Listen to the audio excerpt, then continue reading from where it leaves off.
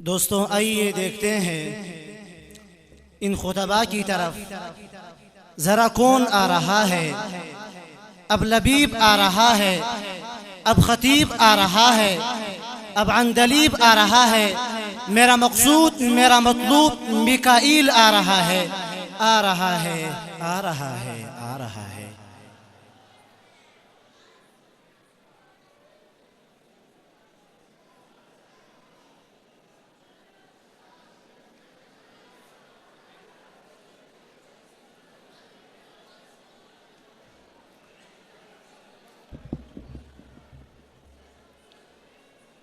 مبسملا ومحمدلا ومصليا ومسلما أما بعد فأعوذ بالله من الشيطان الرجيم بسم الله الرحمن الرحيم وجاهدوا في الله حق جهاده صدق الله العظيم وقال النبي صلى الله عليه وسلم الجهاد ماض إلى يوم القيامة أو كما قال عليه الصلاة والسلام۔ لو تم بھی سنو حاکم بھی سنے، ایک بات سنانے آیا ہوں، میں پھر سے مملے کو لے کر شاہین سے لڑانے آیا ہوں۔ مسلمانوں کی خون ناحق سے رنگین ہے جو دیواریں، میں ان باطل پرست شاہی ایوانوں کی دیواریں ہلانے آیا ہوں۔ محترم اساتذہ کرام اور میرے انتہائی قابل قدر سامعین حضرات، مسند انصاف پر تشریف فرما منصفین عظام، آج جس عظیم موضوع کو لے کر حاضر خدمت ہوا ہو وہ ہے مسلمان مغلوب کیوں۔ سامعین محترم، تپتی ہوئی دھوپ کے سائے میں شہادت کی جذبے سے سرشار، توحید و ایمان کی نزو سے لیس، اسلام کی بقا کو منزل مراد بنائے، 313 کا لشکر اور ایک جانب 1000 کا لشکر، وہاں پر ہتھیاروں کی برمار ہے تو یہاں پر جذبہ ایمان، وہاں پر مال و دولت کی ہوس ہے تو یہاں پر اسلام کو سر بلند کرنے کی ضد کے محاذ کا آغاز ہوتی ہے۔ فضا تکبیر کے نعروں سے گونج اٹھتی ہے اور کافروں کی تلواروں تلے بھی احد احد کا پیام ملتا ہے کہ 313 کی معمولی تعداد 1000 کی لشکر کو رونج ڈالتی ہے، کیونکہ اسلام کی فطرت میں قدرت نے لچک دی ہے۔ اتنا ہی یہ ابھرے گا جتنا کہ دباؤ گے، اسلام کے شروع کو چھیڑنا مت تم، ورنہ تکبیر کے نعروں سے دنیا کو ہلا دیں گے۔ اور مومن کو حقیقت میں کمزور نہ تم سمجھو، یہ مٹتے مٹاتے بھی دنیا کو مٹا دیں گے۔ عزیزان من، اب 14 صدیوں بعد امت کے اس حال پر ماتم ہی کیا جا سکتا ہے کہ 3-3.5 سالوں سے فلسطینیوں بچوں پر ان مظالم کا ہونا اور غزہ کے ان معصوم بچوں کا خون پانی کی طرف بہایا جا رہے ہیں، اور ہماری ماؤں بہنوں بیٹیوں کی عصمتیں تار تار کی جا رہی ہے، مگر افسوس ہمارے 57 اسلامی ممالک کے ان بزدل حکمرانوں کی سوچوں پر کہ خاموش تماشائی بنے بیٹھے ہیں اور صرف تماشا دیکھنے میں مصروف ہے۔ عزیزان من، میں کیوں نہ کہوں کہ امت پہ تیری آقا کی عجب وقت آ پڑا ہے، اور دور کیوں جائے وطن عزیز پاکستان میں ہی دیکھ لیجئے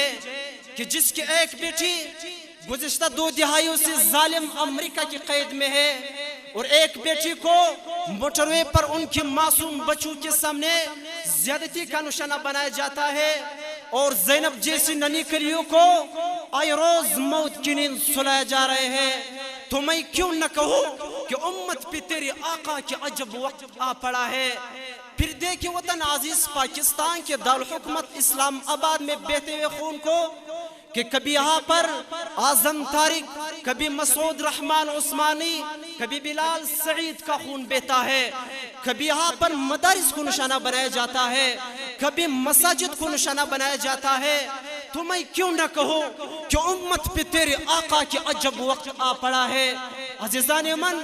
آخر کار میں ان مظالم کو کیوں نہ رکھو؟ میرے اندر لاوا ہے، میرے خون جگر کھلتا بھی ہے، کاٹ ہے گردن میرا ہوس ہے میرا غنیم، میرے دشمن کو خبر نہیں کہ لہو بولتا بھی ہے۔ عزیزان من، یہ تو وہ امت تھی جس نے دنیا کو علم سے آشنا کروایا تھا، لیکن آج ہمیں اعلیٰ تعلیم حاصل کرنے کے لیے مغربی ممالک کا رخ کرنا پڑتا ہے۔ یہ وہی امت ہے جس کے شردل نوجوانوں سے کبھی قیصر و کسریٰ کے ایوان لرز جایا کرتے تھے، لیکن آج ان سے کوئی نہیں ڈرتا۔ یہ وہی امت ہے جس میں محمد ابن قاسم جیسے نوجوان پیدا کرتے تھے۔ عزیزان من، یہ وہی امت ہے جو کشمیری بیٹی کے سر سے چادر کھینچنے والے، پاؤں کے نیچے سے زمین کھینچنے والے محمد ابن قاسم جیسے نوجوان پیدا کرتے تھے، لیکن آج کوئی نوجوان موجود نہیں کہ کبھی صلاح الدین ایوبی کی صورت میں اس امت کی رہنمائی کرتا، کبھی طارق بن زیاد کی صورت، کبھی محمود غزنوی کی صورت میں، مگر آج ہمیں ایسے نوجوان موجود نہیں۔ عزیزان من، یہ وہی امت ہے جس نے پوری عالم دنیا کو اس کی قیادت کرنی تھی، مگر افسوس آج مسلمان ٹرینڈز بنانے میں مصروف ہے، آج کفر ہمیں للکار رہا ہے، لیکن ہم بے غیرتی کی اوڑھنی اوڑھ کر اپنی مستیوں میں مست ہیں، اور ہمارے بے حس نوجوان کل تک جن کے ہاتھ میں شمشیر تھی، آج ان کے ہاتھ میں شراب کی جام ہے، کل تک جن کا سکون قرآن میں تھا، آج ان کا قرار فیلوں کی جنکار میں ہے۔ آج ہماری ماؤں بہنوں کی عفت عصمت تار تار ہو رہی ہے، مگر ہماری غیرت میں تلاطم نہیں آیا۔ عزیزان من، جب ہم نے مغرب کا خمار اڑا تو ہمیں ان ماؤں بہنوں کی کیا پرواہ، ان جلی ہوئی مساجد کی کیا پرواہ؟ تو میں کیسے کہہ دو کہ امت پہ تیری آقا کی عجب وقت نہیں پڑا ہے؟ امت پہ تیری آقا کی عجب وقت آ پڑا ہے۔ عزیزان من، ان خدشات کے تدارک کے بعد اب نئی نسل سے یہی توقع کی جا سکتی ہے کہ وہ جدید سائنسی علوم کے ساتھ ساتھ دینی اور شرعی علوم کے زیور سے آراستہ ہو کر پوری دنیا کو یہ بتا دے کہ ہمارے پاس ایمان بھی ہے